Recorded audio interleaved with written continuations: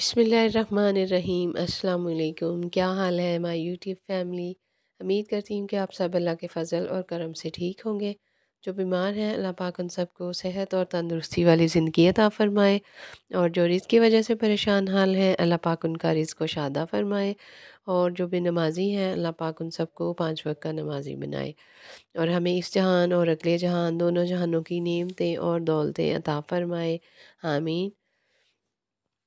ये मैं डॉक्टर के यहाँ गई थी, आपको पिछली वीडियोस में मैंने बताया था कि मुझे मैदे का मसला हुआ हुआ है। तो कई दिनों से दवाइयाँ खा रही हूँ लेकिन अफ़ाका नहीं हो रहा। वक़्ती तौर पे ठीक है लेकिन 1-2 दिन में ऐसे ही लगता है कि ठीक है, तो अगले 2 दिन में ऐसे लगेगा कि नहीं, अभी नहीं ठीक। तो यहाँ पे सोचा कि चलो डॉक्टर चेंज कर लेते हैं। 10 दिन से ज़्यादा दवाई खा ली, एक डॉक्टर की नहीं आराम आ रहा, तो फिर और डॉक्टर को दिखा लेते हैं। तो ये ख़ैर एक और डॉक्टर के पास आए थे। ये वो डॉक्टर हैं जो बचपन में हम जिससे दवाइयाँ लेते थे। हमारी अम्मी गाँव से हमें इसी डॉक्टर के पास लेके आती थी, और हम इसी से दवाई लेते थे तो हमें आराम आ जाता था। तो ख़ैर अब वो कहते हैं कि डॉक्टर मकबूल के पास चलते हैं। तो मैंने कहा चलो चलते हैं उनके पास। ख़ैर उनके पास गए तो शुक्र अल्हम्दुलिल्लाह कि अब जब उनको सारी हकीकत बताई तो उन्होंने दवाई दी, और उन्होंने कहा कि इंशाल्लाह आराम आ जाएगा। तो अब्बू को भी मसला हो रहा था, उनका भी यही मसला चल रहा था, कई कई दिनों से मैदा काम नहीं ठीक से कर रहा, खुराक हज़म नहीं हो रही, भूख नहीं लग रही सही तरह से। तो खैर यहाँ पे हमें उसने समझाया कि आपकी मेडिसिन ये वाली आप ले लें और इंजेक्शन भी लगेगा। तो ये साथ ही मेडिकल स्टोर था इनके अंदर हॉस्पिटल के। तो यहाँ से हमने दवाइयाँ लेनी थी। तो यहाँ पे हम अपनी बारी का इंतज़ार कर रहे थे, एक और आदमी पहले से दवाई ले रहा था। तो ख़ैर क्लिनिक पे इतना रश नहीं था, शुक्र है कि टाइम से बारी आ गई, और ये शाम का टाइम था, मगरिब का टाइम था जब हम दवाई लेने गए हैं। तो शुक्र है अल्लाह का कि आराम से बारी भी आ गई और ज़्यादा देर इंतज़ार नहीं करना पड़ा। तो जब हम बीमार होते थे, जब हम छोटे थे, तो उसकी मैं बात कर रही थी। तो जब हम स्कूल जाते थे अभी 6-7 में, ऐसा कुछ टाइम था मुझे याद है, जब हमें बुखार होता था तो अम्मी हमें शहर ही ले जाती थी। गांव वाले किसी डॉक्टर से दवाई नहीं लेती थी, वो इसलिए कि एक दफ़ा दवाई लेनी बेहतर है, शहर ही ले जाओ तो आराम आ जाएगा, बजाय इसके कि इधर से उधर, उधर से इधर दवाइयाँ लेते फिरो। तो हमें आराम भी आ जाता था इन्हीं से, क्योंकि ये हमारे एक तरह से फैमिली डॉक्टर ही थे। तो जब हम बड़े हो गए, जवान हो गए, शादियाँ हो गई हैं, तो फिर ज़ाहिर है वही बंदा जहाँ रहता है वहीं से लेता है, वहीं से डॉक्टर बंदे को और मिल जाते हैं। तो खैर आपका एक रिलेशन भी बन जाता है। तो वो खैर जब डॉक्टर से मिले हैं तो उन्होंने पहचाना, और फिर बात करते रहे कि कैसे हैं, कहाँ रहते हैं, शादी हुई है, कितने बच्चे हैं। तो खैर अब्बू ने उनको बताया कि इसके शौहर की डेथ हो गई थी इस तरह से, तो अभी बच्चा छोटा था जब डेथ हो गई है। तो खैर वो अफ़सोस कर रहे थे, उनको बहुत कहते मुझे याद है कि हाँ वो बाहर गए थे, तो सऊदीया में होते हैं। तो अब्बू ने कहा नहीं, इस तरह से उनकी तो डेथ हो गई है। तो वो खैर बहुत एकदम से परेशान हुए, कहते मुझे बहुत अफ़सोस हुए। तो खैर अल्लाह पाक के सबके मसले मसाइल परेशानियाँ आसान करे, अल्लाह जो करता है बेहतर करता है। तो खैर फिर हमने उनसे मशवरा किया, दवाई ली, और उनसे गपशप भी रही, और एक अच्छा टाइम स्पेंड हुआ था वो याद करके। तो कहते हैं ये बचपन में मेरे पास आती थी। तो मुझे ने कहा हाँ जी, मैंने कहा जी डॉक्टर साहब हम सब आपके पास ही आते थे। तो मेरी अम्मी के बारे में कहने लगे माशाल्लाह बहुत अच्छी खातून थी, तो उनको याद कर रहे थे। तो कहते कि वो मेरे पास ही आती थी। असल में जब हमारे गांव में कोई भी बीमार होता था ना, तो वो शहर जब आते थे अम्मी के साथ ही आते थे, क्योंकि तब इतना आम नहीं था शहर आना जाना, और आसान भी नहीं था। तब तांगा चलता था, तांगे में बैठ के हम स्टॉप पे आते थे, वहाँ से बस का इंतज़ार करते थे, बस में बैठते थे, फिर शहर आते थे। तो ये बहुत मुश्किल काम होता था, और ऐसे कोई भी नहीं आता था, बहुत कम लोग आते थे, वो शाज़ व नादर ही जिनको ज़रूरी काम होते थे। तो ऐसे कोई लोग आते भी नहीं थे और बीमारियाँ भी नहीं थे कि जो शहरों को आए। तो अब तो हर एक के पास अपनी बाइक है, हर कोई अपनी आसानी से बाइक पे बैठता है और शहर आ जाता है, नो प्रॉब्लम। 20 से 15 मिनट लगते मैक्सिमम। तो तब की बात है, तब ऐसा दौर था कि मेरी अम्मी के साथ अक्सर लोग आते थे, औरतें, बीमार बच्चे, बीमार औरतें, या जिनको कुछ ख़रीदना है, तो वो अम्मी की हेल्प लेते थे। तो अम्मी हमारे माशाल्लाह पढ़ी लिखी भी थी और उनको इतनी नॉलेज थी माशाल्लाह, काफ़ी ज़हीन थी, समझदार थी। तो अम्मी को लेके लोग चलते थे। तो अब भी लोग याद करते हैं तो उनकी बातें करते हैं। तो डॉक्टर भी ऐसे कह रहे थे कि वो मेरे पास अक्सर जब आती थी, कोई ना कोई मरीज़ लेके उसके साथ आती थी कि ये बीमार है और इनको ये मसला है, तो मुझे मेरे साथ आए हैं, मुझे कहते हैं मुझे लेके चलो, हमें नहीं पता चलता। तो वाक़ई ऐसा ही था, अम्मी को माशाल्लाह इतनी समझ होती थी तो वो लेके चल पड़ती थी। कभी हॉस्पिटल डीएचक्यू में भी लेके जाती थी लोगों को। तो डॉक्टर यहाँ भी लेके जाती थी, डॉक्टर मकबूल के पास। तो वो कह रहे थे कि गरीब गुरबा को भी लेके आती थी। तो डॉक्टर ऐसे अच्छे थे, इंसान अच्छे हैं, अल्लाह पाक उनकी ज़िंदगी सेहत और तंदुरुस्ती वाली ज़िंदगी दे। तो वो ना उनका फिर ख्याल भी करते थे कि उनको कम ख़र्चा उनका करवाते थे और उनसे कम पैसे लेते थे, कम फ़ीस लेते थे। तो इस तरह से वो लोग भी खुश हो जाते थे और उनको आराम भी आ जाता था। तो इस तरह से वो अम्मी की बात कर रहे थे, अम्मी को भी याद किया और मेरे मरहूम शौहर को भी। फिर दवाई ली हमने, दवाई ली कह रही हूँ, फिर हमने उनसे अपनी पर्चियाँ ली, हम बाहर आ गए और यहाँ पे दवाइयाँ लेनी थी। तो उनसे दवाइयाँ ले रहे थे और ये वाले भाई हमें दवाइयाँ दे के समझा रहे थे कि कैसे कैसे खानी है। और दवाइयाँ अल्हम्दुलिल्लाह इनसे आराम भी आ गया था। अब तो मैं जब वॉइस ओवर कर रही हूँ तो अल्हम्दुलिल्लाह काफ़ी बेहतर है।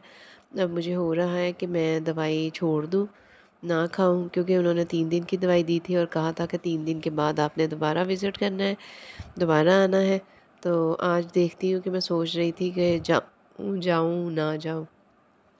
तो ख़ैर अल्हम्दुलिल्लाह मैं ये शुक्र अदा करती हूँ कि मैं ठीक हूँ और साथ में मुझे ज़ुकाम भी हो गया, क्योंकि मौसम भी अब बदल रहा है, गर्मी जा रही है, तो इसलिए भी ये वाला इफ़ेक्ट होता है इंसानों पे जब मौसम चेंज हो रहा होता है। तो ख़ैर आप लोग सुनाएँ, आप लोग खैर-ओ-आफ़ियत से हैं, ठीक हैं, सेहत से हैं, तंदुरुस्ती से हैं। अल्लाह पाक सबको सेहत वाली, तंदुरुस्ती वाली ज़िंदगी अता फ़रमाए। तंदुरुस्ती हज़ार नेमत है।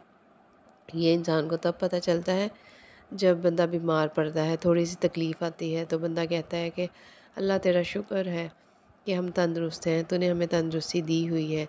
तो अल्लाह पाक हर एक को तंदुरुस्ती दे, जो बीमार हैं उनको भी, जो हॉस्पिटल में हैं, पड़े हुए हैं उनको भी, हर एक को सेहत और तंदुरुस्ती वाली ज़िंदगी अता फ़रमाए। और यहाँ पे मुझे इंजेक्शन लगा था, इंजेक्शन लगवाया था। इंजेक्शन से मुझे वैसे बहुत ही डर लगता है, तो ख़ैर लगवा लिया था कि चलो अब लगना है तो लगवा लेती हूँ। पता नहीं क्यों शुरू से ही मुझे इंजेक्शन से बहुत डर लगता है। तो ख़ैर यहाँ पे अब्बू खड़े थे अभी दवाइयाँ लेने के लिए। तो दवाइयाँ कुछ यहाँ से नहीं मिली थी, वो हमने बाहर से भी लेनी थी और बाकी सारी इधर से मिल गई थी। तो ये शुक्र है अल्लाह का कि सारी मिल गई थी। आजकल देखा है, एक तो नज़ला ज़ुकाम हो रहा है लोगों को ज़्यादा और साथ में ये मैदे का मसला भी चल रहा है, पता नहीं क्यों। तो ख़ैर अल्लाह पाक रहम करे, अपना करम करे हम पर। हम गुनाहगार बंदे हैं, अल्लाह पाक हम पर रहम अता फ़रमा, हम पर अपना करम फ़रमा। और यहाँ पे हमने दवाइयाँ ले ली थी और अब हम क्लिनिक से वापस जाने लगे थे घर के लिए। तो बल्कि रास्ते से दवाई लेनी थी जो नहीं मिली थी, वो लेंगे और हम घर जाएँगे। सॉरी।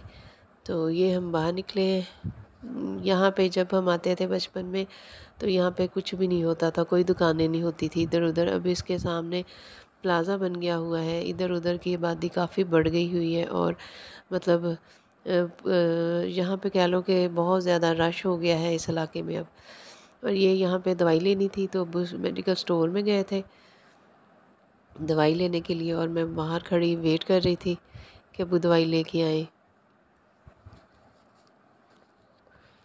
और आप लोग बताएँ, आप लोग की तरफ आजकल कैसा मौसम है? आजकल फिर बारिशें शुरू हुई हैं। कहाँ-कहाँ पे बारिशें हो रही हैं? मुझे कमेंट्स में बताइएगा ज़रूर। हमारे भी बादल तो आए थे कल, लेकिन बारिश नहीं हुई। तो हल्की-हल्की सी फुहार सी पड़ी है, लेकिन बारिश नहीं हुई। इस्लामाबाद में और लाहौर में तो काफ़ी बारिशें हो रही हैं फिर से। और आज 16 अगस्त है, तो 16 अगस्त से फिर से बताई हुई हैं कि बारिशें हो रही हैं। तो अल्लाह पाक से यही दुआ है कि अल्लाह पाक खैर आफ़ियत की बारिश हो, रहमत वाली हो, ज़हमत वाली ना हो। अल्लाह अपने मुसलमानों पर रहम फरमा दे, आमीन। और ये जो मैं घर आ गई थी और यहाँ पे मैं बना रही थी दलिया, डॉक्टर ने कहा था कि नरम ग़िज़ा खानी है। तो ख़ैर मैंने कहा चलो दलिया बनाती हूँ, ये हेल्दी भी होता है और रोटी की जगह ले लेता है कि जैसे रोटी खाई हो आपका पेट भी भर जाता है। तो ये मैंने भूनना शुरू किया था इसको, थोड़ा-सा ऑयल डाला था इसमें खाने के 2 से 3 चम्मच और तकरीबन 1 पाव ये दलिया मैंने लिया था। दलिया बिल्कुल साफ़-सुथरा था, तो इसलिए इसे साफ़ करने की भी ज़रूरत नहीं पड़ी थी और इसको मैंने भूनना शुरू किया था। इसको 5 से 8 मिनट के लिए भूनना है कि हल्की सी इसकी खुशबू आना शुरू हो जाए और दरमियानी आँच पे भूनना है इसको। तो मैं कुकर पे बना रही हूँ, कुकर में बना रही हूँ आज दलिया, क्योंकि कुकर में जल्दी गल जाएगा। तो ये देखिए ये वाला पैकेट था, यस मार्ट से लेके आए थे, यस मेगा मार्ट से। तो और ये देखिए मैं इसको भून रही हूँ, तो इसको मैंने कुकर में बनाना है। कुकर आपने बड़ा लेना है। यहाँ पे मैंने खुला बर्तन लिया है, मतलब बड़ा वाला कुकर लिया है जिसमें, क्योंकि जब इसमें पानी डालना है तो इसको बॉयल आते हैं। तो ये ना हो कि कुकर से लीक होना शुरू हो जाए या उसकी विसल से निकलना शुरू हो जाए। तो इसलिए आपने ये ख्याल रखना है कि आप बर्तन बड़ा लें, कुकर मतलब बड़ा लें। अगर वैसे बर्तन में बना रहे हैं तो उसमें टाइम लगता है, तो मैंने खैर कुकर में बनाया था तो ये जल्दी बन जाएगा।